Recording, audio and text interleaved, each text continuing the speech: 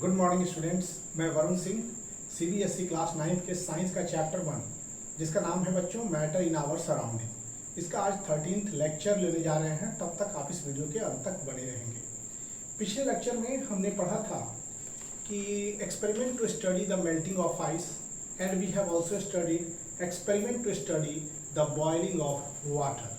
तो इन दोनों एक्सपेरिमेंट्स में हमने एक सामान्य चीज देखा कि जब आइस मेल्ट कर रहा होता है तो उस समय टेम्परेचर में कोई चेंजिंग नहीं आता है। सेकेंड, जब वाटर बॉईल कर रहा होता है तो उस समय टेम्परेचर में कोई चेंजिंग नहीं हो रहा है। इनफैक्ट हीट अगर हम बढ़ाते भी जाते हैं तो भी there is no change in the temperature while ice melts and while water boils.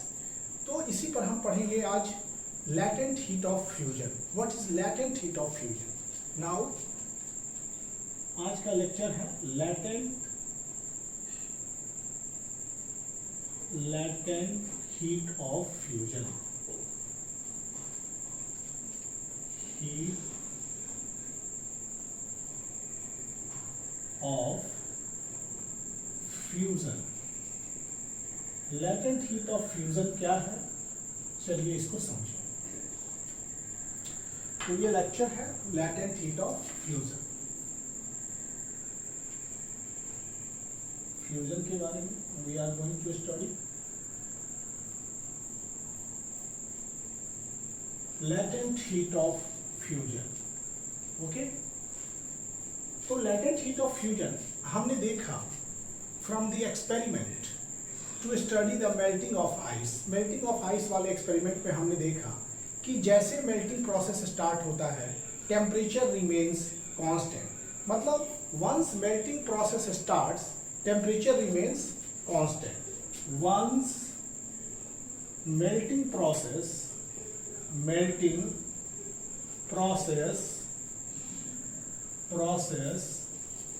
starts the temperature remains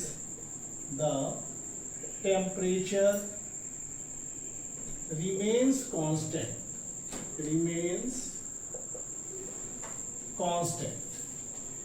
okay, जैसे मेल्टिंग स्टार्ट होता है तो टेम्परेचर होता है constant till entire solid melts, जब तक कि पूरे की पूरी सॉलिड मेल्ट्स नहीं हो जाते हैं। ओके, तो जैसे मेल्टिंग प्रोसेस स्टार्ट होता है टेम्परेचर कांस्टेंट होते हैं जब तक कि पूरी सॉलिड मेल्ट नहीं कर जाती है। Constant till entire solid melt, constant till entire solid melts। जब तक कि पूरी की पूरी सॉलिड मेल्ट नहीं कर जाते हैं तो मेल्टिंग प्रोसेस के दौरान टेम्परेचर जो है वो कांस्टेंट बना रहता है। तो हियर मेल्टिंग के दौरान टेम्परेचर कांस्टेंट रहता है जब तक कि पूरी सॉलिड मेल्ट नहीं कर जाती है। और even though we continue to supply heat, means इसमें अगर हीट सप्लाई भी हो रहा है तो भी मेल्टिंग प्रोसेस में टेम्परेचर चेंज नहीं होता है। Even though if we continue to supply heat, even though if we continue to supply heat, अगर हम हीट सप्लाई भी करते रहे तो भी मेल्टिंग प्रोसेस में टेम्परेचर का कोई इंक्रीमेंट नहीं होता है। हीट एनर्जी का होता क्या है भाई, हम हीट सप्लाई कर रहे हैं और आइस मेल्ट कर रहे हैं लेकिन टेम्परेचर में कोई चेंजिंग नहीं होता है। आखिर उस हीट का हुआ क्या? तो द हीट एनर्जी जो होते हैं वो force of attraction of particle of solid को क्या करते हैं, ओवरकम करते हैं, मतलब उसको कम करते हैं। तो जो भी हीट हम सप्लाई कर रहे हैं is used up in overcoming the force of attraction between the particle of solid. That is heat energy is used up, that is heat energy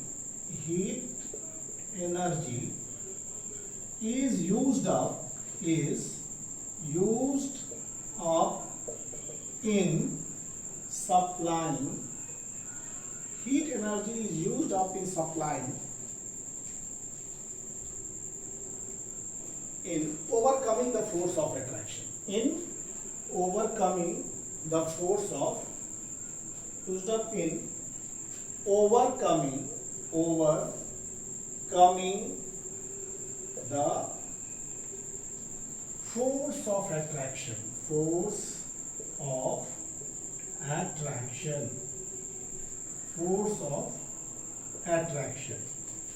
of attraction को ओवरकम करने के लिए लगता है, that is force of attraction between the particles of solid attraction between the particles of solid. Okay, तो बच्चों melting में क्या होता है कि जब मेल्टिंग प्रोसेस स्टार्ट होते हैं, जैसे किसी this is ice and this starts to melt, अगर ये मेल्ट होता है, टेम्परेचर जो है मेल्टिंग इसका और इसका दोनों का सेम रहता है टिल एंटायर सॉलिड मेल्ट्स, पूरा का पूरा जब तक सॉलिड मेल्ट नहीं हो जाता है। तो हीट एनर्जी जो भी हम अप्लाई कर रहे हैं उसका क्या होता है, तो जो भी हम हीट एनर्जी यूज अप कर रहे हैं, ये मॉलिक्यूल्स के बीच जो फोर्स ऑफ अट्रैक्शन है, वाटर आइस में जो वाटर है, वाटर के मॉलिक्यूल्स के फोर्स ऑफ अट्रैक्शन को ये क्या करता है, ओवरकम करता है। Energy is used up in overcoming the force of attraction between the particles of solid ice. Okay, तो इसके बीच मॉलिक्यूल्स के बीच जो फोर्स ऑफ अट्रैक्शन लग रहे हैं उसको ओवरकम करता है। This heat energy is actually used up in overcoming the force of attraction between the particle of solid. Okay, solid के पार्टिकल, आइस इज सॉलिड और सॉलिड के पार्टिकल्स के बीच के फोर्स ऑफ अट्रैक्शन को ये ओवरकम करता है और इसी में सारा हीट एनर्जी चला जाता है। अब ये भी है during the change of state from solid to liquid, जब सॉलिड से लिक्विड बदलता है without increasing the kinetic energy, मतलब कि टेम्परेचर हीट तो यूज अप हो जा रहा है, मीन्स इसके फोर्स ऑफ अट्रैक्शन को कम करने के लिए, फोर्स ऑफ अट्रैक्शन को ओवरकम करने में ये हीट यूज अप हो रहा है, इसलिए काइनेटिक एनर्जी भी जो है वो इंक्रीज नहीं कर पाता है, मतलब kinetic energy molecules of water के नहीं बढ़ पाते हैं। सिंस चूंकि kinetic energy of the particle does not increase, therefore temperature of the substance does not rise, इसलिए किसी सब्सटेंस के टेम्परेचर भी नहीं बढ़ पाते हैं। तो ये हम कह सकते हैं कि बच्चों की हीट जो है वो हिडन है। What is heat? This heat is hidden with in the particle and so called latent heat. ये हीट हिडन होता है पार्टिकल के अंदर, क्योंकि जब हम हीट सप्लाई कर रहे हैं तो इस पार्टिकल्स के फोर्स ऑफ अट्रैक्शन को हीट ओवरकम करता है, लेकिन इसके पार्टिकल्स की काइनेटिक एनर्जी जो है वही बनी रहती है। काइनेटिक एनर्जी क्या होती है? वही बनी रहती है, और टेम्परेचर काइनेटिक एनर्जी में कोई चेंज नहीं होने के कारण इसका टेम्परेचर में भी कोई बढ़ोतरी नहीं हो पाता है, ना ही टेम्परेचर में कोई चेंज अप हो जाता है। तो ये हीट जो होता है वो हिडन रहता है। ग्रीक लैटेंट का अर्थ होता है हिडन। तो अब हम ये heat hidden with in the particles, ये हीट पार्टिकल्स के साथ ही हिडन रहता है, और ग्रीक में लैटेंट का अर्थ होता है हिडन। तो this is called latent.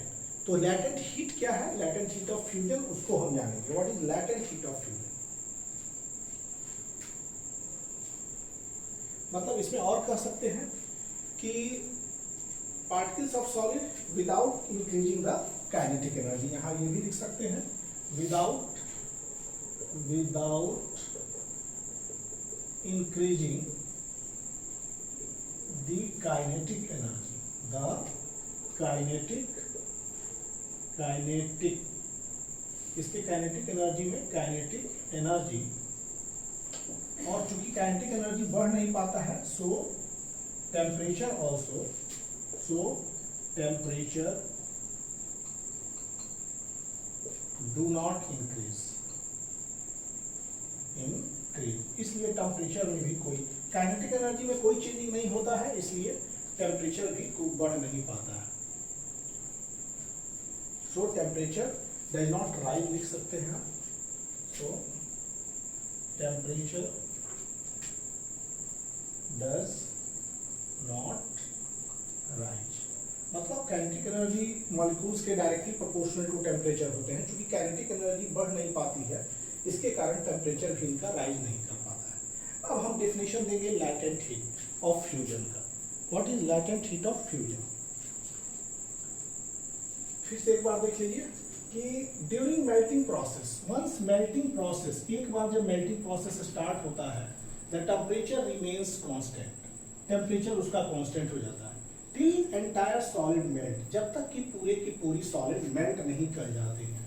Even though अगर आप उसमें कंटिन्यू कर रहे हैं, हीट को सप्लाई भी कर रहे हैं, हीट एनर्जी जो भी हम सप्लाई कर रहे होते हैं वो यूज्ड अप हो जाता है to overcome the force of attraction between the particle of solid और without increasing the kinetic energy.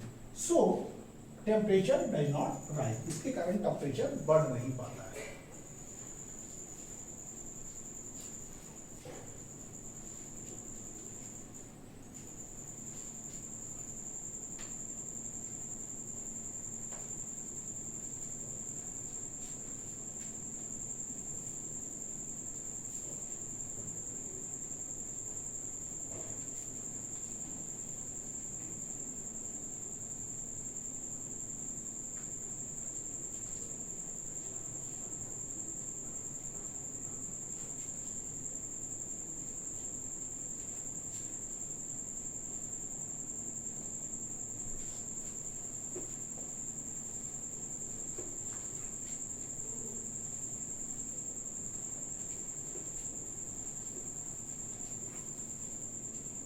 अब यहाँ बच्चों लैटेंट हीट ऑफ फ्यूजन का हम डिफिनेशन देंगे। तो लैटेंट हीट ऑफ फ्यूजन क्या है कि amount of energy that is required to change 1 kg of solid into liquid at atmospheric pressure at its melting point is called latent heat of fusion. मतलब कि amount of heat energy जो भी हम supply कर रहे हैं, amount of heat energy that is required, यहाँ इसका definition, amount of heat energy that is required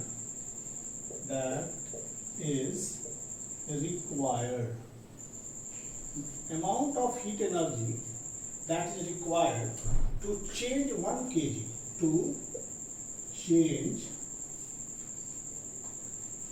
change 1 kg of solid into liquid, 1 kg of solid into liquid, 1 kg of solid into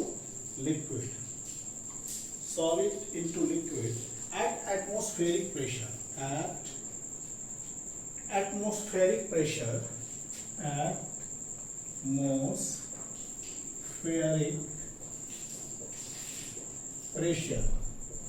at atmospheric pressure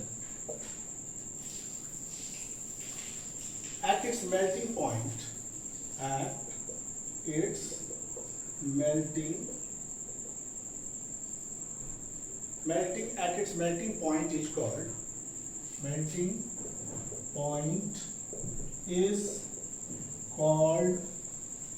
latent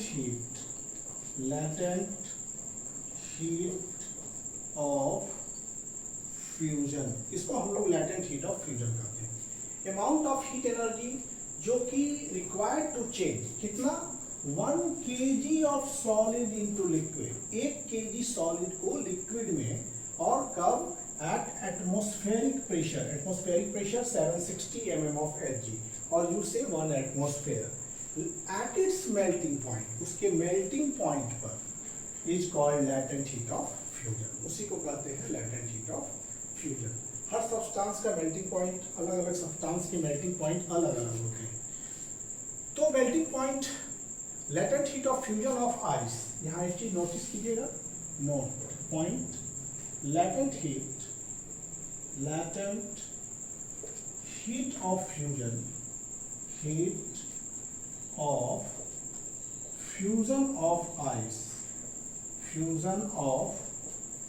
ice is, latent heat of fusion of ice कितना होता है, 3.347 into 10 to the power 5 joule, इतना joule पर kg, और ये approximately होता है 80 calorie, is equal to 80 calorie per KG, 80 calorie per KG. 1 calorie कितना होता है? 1 कैलोरी का वैल्यू जो होता है ये होता है 4.184 जूल, 184 जूल। कन्वीनियंटली हम लोग 4.2 जूल के रूप में भी इसको यूज अप कर लेते हैं। Is equal to 4.2 joule, which is approximately equal to 4.2 joule. Okay. ये है latent heat of fusion. What is latent heat of fusion for ice? That is 3.34 into 10 to the power 5 joule per kg, और equal होता है वो 80 calorie per KG.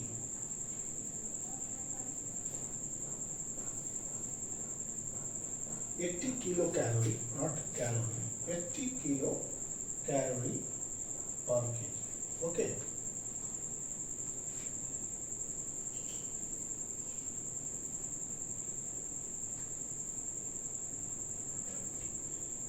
This is the latent heat of fusion of ice.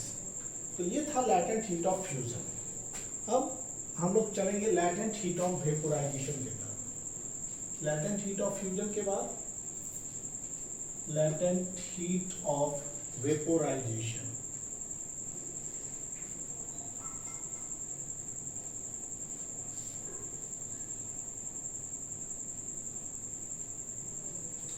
तो बच्चों latent heat of vaporization, इसमें water जब vapour में बदलता है, वाटर को latent heat of fusion, and after this we will study latent heat of vaporization। तो ध्यान से बने रहें।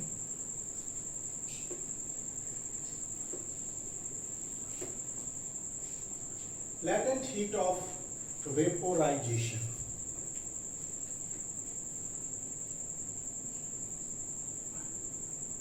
latent heat of vaporization,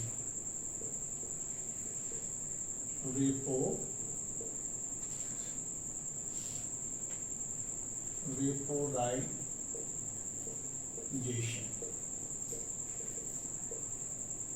वाष्पन की गुप्त उष्मा, इसको हिंदी में कहते हैं हम लोग latent heat of vaporization।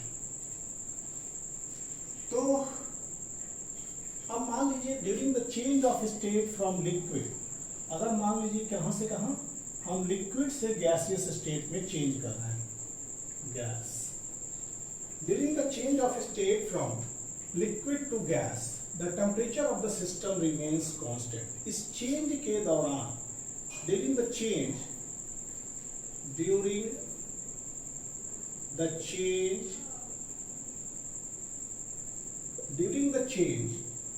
of state from liquid to gas, okay, the temperature of the system remains constant, the temperature of the system remains constant। जब भी आप देख रहे हैं कि जब लिक्विड से गैस में चेंजिंग आ रहा है, during the change of state from liquid to gas, temperature of the system remains constant. किसी सिस्टम के टेम्परेचर जो है वो लगातार कांस्टेंट रहते हैं। As we have studied the melting के केस में हमने क्या देखा कि when solid changes into liquid, जब सॉलिड लिक्विड में बदल रहे होते हैं, once melting process is start, the temperature remains constant। इसी तरह से यहाँ during the change of state from liquid to gas, उसी तरह से liquid to gas के दौरान भी क्या होता है कि temperature of the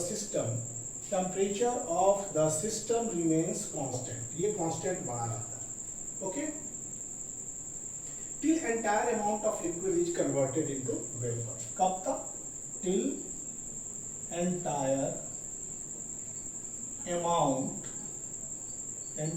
amount of liquid is entire amount of liquid is converted into vapor, is converted into vapor।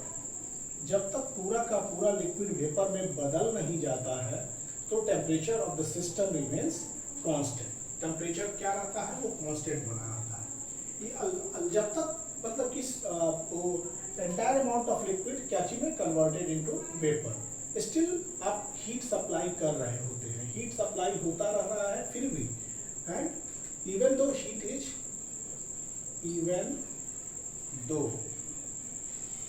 even though heat is continuously being supplied, heat is continuously being supplied,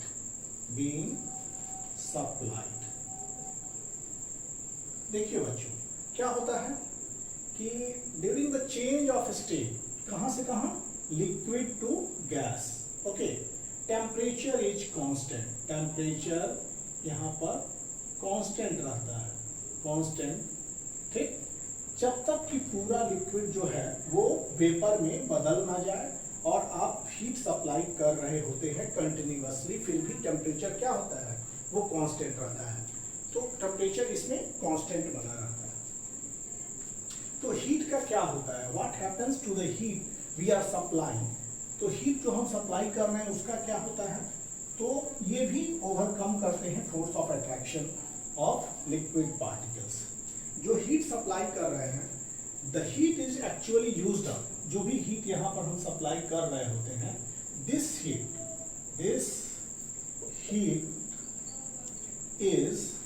used up, ये किसमें used up हो जाते हैं, this heat is used up in overcoming the force of attraction, in overcoming the force of attraction, the force of overcoming the force of attraction between the particle of a liquid, between the particle of the liquid, between the particle of the liquid during the change of state from, during the change of state, change of state, during the change of state from liquid to gas, from liquid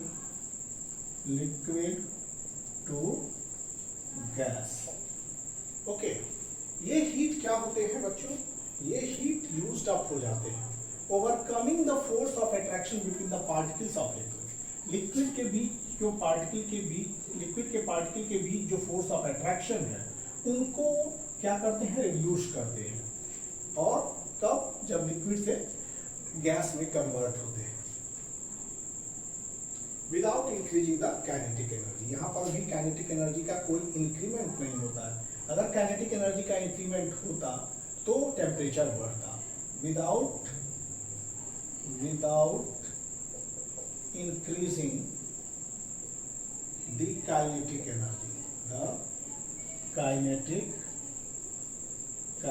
energy, without increasing the kinetic energy, बिना kinetic energy को बढ़ाए, क्योंकि kinetic energy does not increase, since जब heat supply कर रहे होते हैं और लिक्विड गैस में कन्वर्ट हो रहे होते हैं और काइनेटिक एनर्जी में कोई चेंजिंग नहीं हो रहा है तो टेम्परेचर में भी कोई बदलाव नहीं होगा। Since kinetic energy of the particle do not change, means kinetic energy of particle,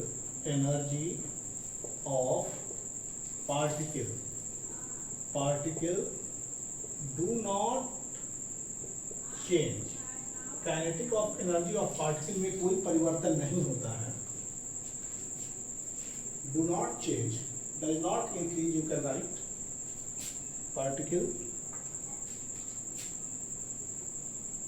particle does not increase, kinetic energy of particle में कोई चेंजिंग नहीं आता है।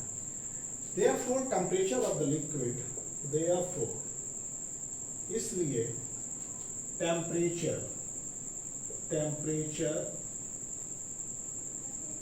of the liquid remains constant, और टेम्परेचर क्या होता है बच्चों? Temperature remains constant. Therefore temperature of the liquid does not rise during the change of state. और चूंकि kinetic energy of particle does not increase, therefore temperature of the liquid does not rise during the change of state. Okay.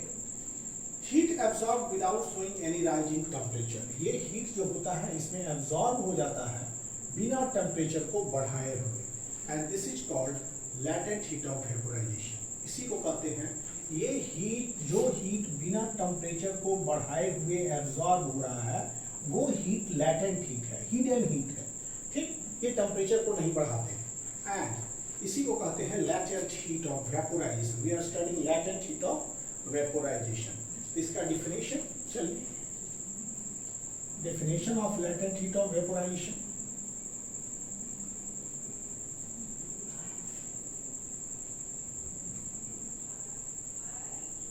Definition of latent heat of vaporization.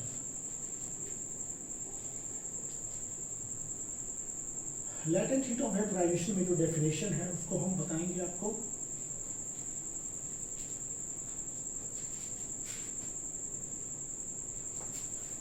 Latent heat of vaporization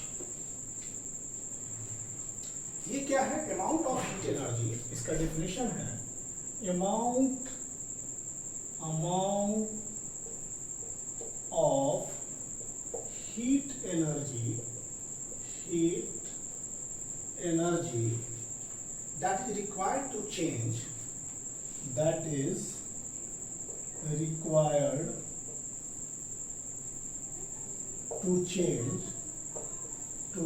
that is required to change one kg of liquid into vapor, at atmospheric pressure,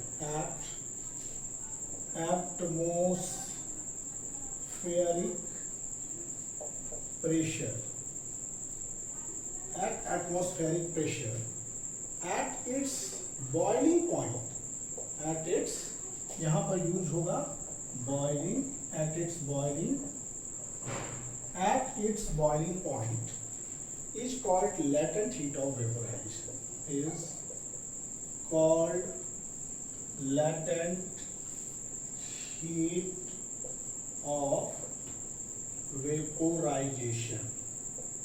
इसी को latent heat of vaporization कहते हैं। Okay, latent heat of vaporization of water, latent heat of vaporization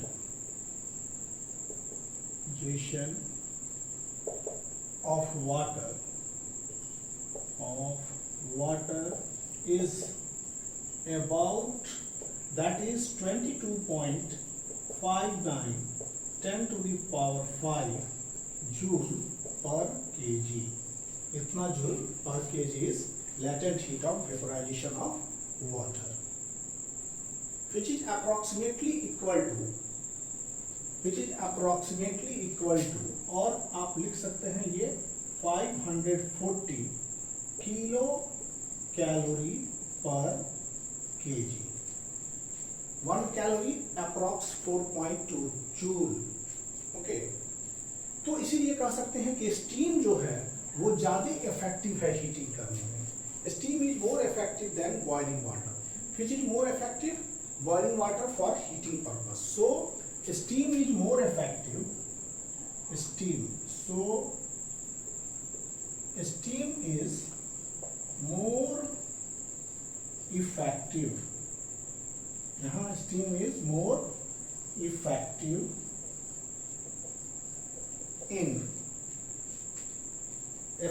than boiling water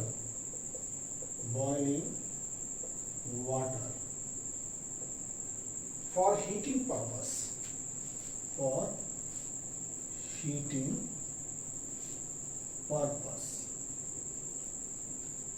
heating purpose के लिए steam ज़्यादा effective है। जैसे steam, जैसे कि आप देखते होंगे कि व्हेन स्टीम का टेम्परेचर, स्टीम जो होगा बहुत ज़्यादा इफेक्टिव होगा, बिकॉज हीट जो होता है वो स्टेट जो कन्वर्सन में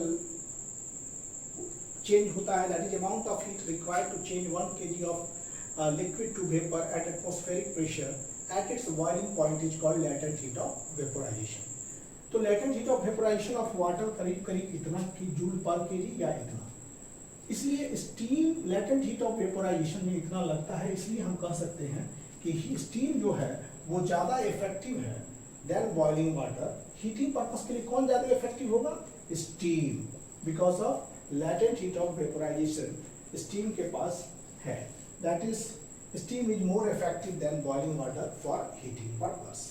ओके, ये भी याद रखिए कि इम्प्यूरिटी अगर बढ़ जाता है तो बॉइलिंग पॉइंट भी बढ़ जाता है। Impurity increases the boiling point of water. Impurity boiling point of water को बढ़ा देता है।